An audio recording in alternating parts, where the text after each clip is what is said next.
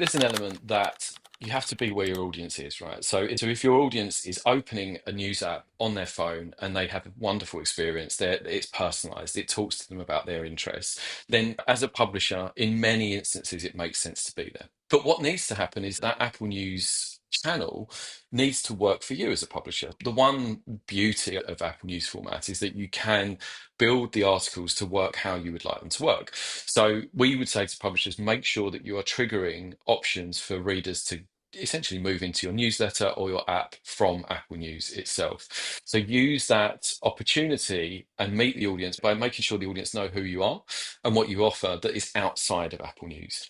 Apple News itself is a very article driven experience. We see often less than 2% of readers are going to a publication in Apple News itself, whereas a huge amount of that audience is going to articles directly because of the way that the experience is set up.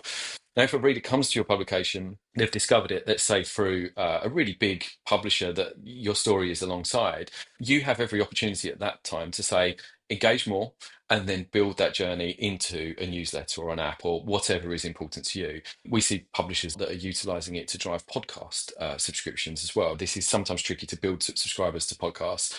Apple News allows you to do that in one tap. So really, the audience is there, it's sizable. The last time the audience size was released by Apple, it was something like 145 million monthly active users, 5 billion article views a month. And so if it's there, make sure that you're utilizing it to send that reader into your funnel overall and gain that first party data. So there is an open bridge, an open channel to bring the audience, to attract the audience into your own and operated properties.